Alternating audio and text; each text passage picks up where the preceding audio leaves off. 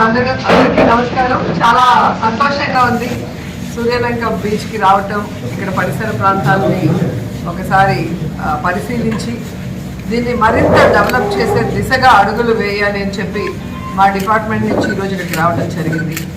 So ఇక్కడికి వచ్చినాక చాలా ప్రశాంతంగా సంతోషంగా అనిపించింది.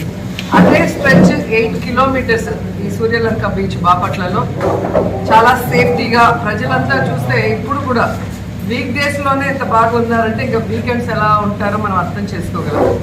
దాదాపుగా ప్రతి వీకెండ్ కూడా 10,000 నుంచి 15,000 వరకు హైదరాబాద్ నుంచి చుట్టుపక్కల నుంచి వచ్చి ఫ్యామిలీస్తో ఫ్రెండ్స్తో ఇక్కడ అందరూ కూడా హ్యాపీగా మళ్ళీ వాళ్ళున్న టెన్షన్ స్ట్రెస్ అంతా రిలీవ్ అయ్యి ఫ్రెష్గా వాళ్ళ వర్క్కి వెళ్ళే విధంగా ఇక్కడ ఉన్న పరిసరాలు చాలా ప్రశాంతంగా ఉన్నాయి. అండ్ 3 ఎకరాల్లో మా టూరిజం డిపార్ట్మెంట్ అంతా రిసార్ట్ని ఇక్కడ 30 రూములతో అంటే సూట్ రూమ్స్తో కలిపి 30 రూములు ఉన్నాయి. ఇంకా 4 సూట్ రూమ్లు అడిషనల్గా కట్టాలి అని కూడా డిసైడ్ అయ్యాము. అంతేకాకుండా ఇక్కడ ఎప్పుడో కట్టిన ఈ హల్తా రిసార్ట్ని ఇప్పటి యూత్కి ఇప్పటి వాళ్ళకి అనుగుణంగా దాన్ని రెనోవేట్ చేసి ఫర్దర్గా ఇంకా అమ్యూనిటీస్ని పెంచి వచ్చే టూరిస్టులకి అట్రాక్ట్ చేసే విధంగా చేయాలి అన్న ఆలోచనతో, అంతేకాకుండా బీచ్ పక్కన మన ల్యాండ్ ఇంకా 8 acres దాకా ఉంది, అక్కడ కూడా అడిషనల్గా హోటల్స్ వచ్చే విధంగా, ఎందుకంటే ఇక్కడ ఉన్న రూమ్స్ ఎప్పుడు 80% ఆక్యుపేషన్ ఉంటుంది, అలాగే వీకెండ్స్లో అసలు రూమ్సే దొరకట్లేదని కూడా చెప్పడం జరిగింది. సో ఆ దిశగా ఇంకా డెవలప్ చేసేదానికి నిన్ననే మా టూరిజం రివ్యూ జరిగింది. సో రివ్యూ అయిన తర్వాత ఫస్ట్ సూర్యలంకకే రావడం జరిగింది. ఈ ప్రాంతాన్ని పరిశీలించి మరింత అభివృద్ధి చేయాలి అన్న ఆలోచనతో. అండ్ ముఖ్యంగా కార్తీక మాసంలో ఇక్కడ 1,00,000 నుంచి 1,50,000 వరకు ప్రజలందరూ కూడా వచ్చి శివుడి ప్రార్థిస్తూ ఇక్కడ మునగటం అనేది మనం గమనిస్తున్నాం.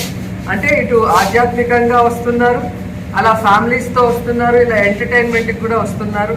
ఎందుకు అంటే వైజాగ్ తర్వాత ఒకే స్ట్రెచ్లో బీచ్ ఉండటమే కాకుండా చాలా సేఫ్టీగా ఫ్రెండ్లీ బీచ్గా ఉంది కాబట్టి ఇక్కడ అనేక మంది వస్తున్నారని అర్థమైంది.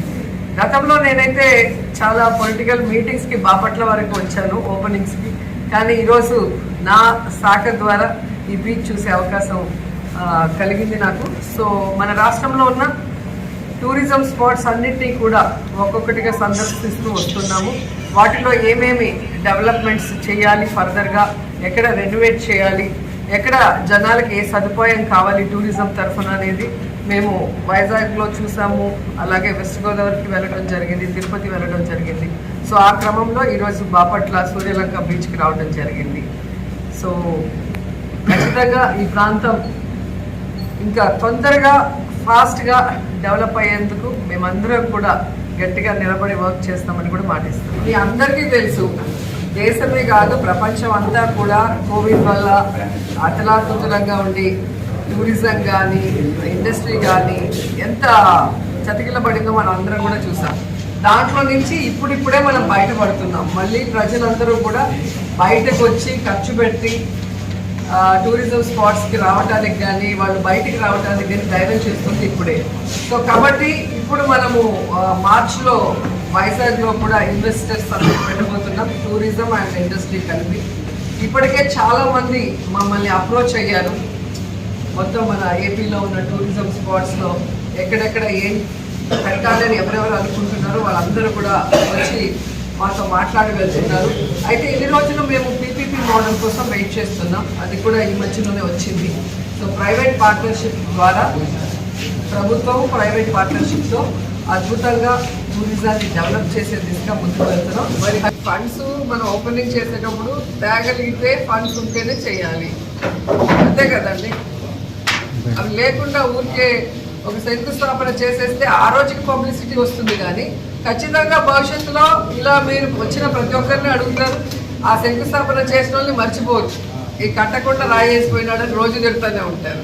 కాబట్టి ఆ విషయం ఎవరైనా కూడా తెలుసుకోవాలి. ఎప్పుడైతే మనం కన్స్ట్రక్షన్ చేయగలము, దీన్ని ఫినిష్ చేయగలము అనుకున్నప్పుడే దాన్ని స్టార్ట్ చేయాలి. సో అట్లా చేయకుండా ఓన్లీ శంకుస్థాపన వెళ్ళిన వాళ్ళకి ఇక వాళ్ళ విజ్ఞతకే వదిలేస్తాం. ఇచ్చిన విధంగానే ఎలక్షన్ లోపల మేము దీన్ని పరిపూర్ణం చేస్తాం. Thank you.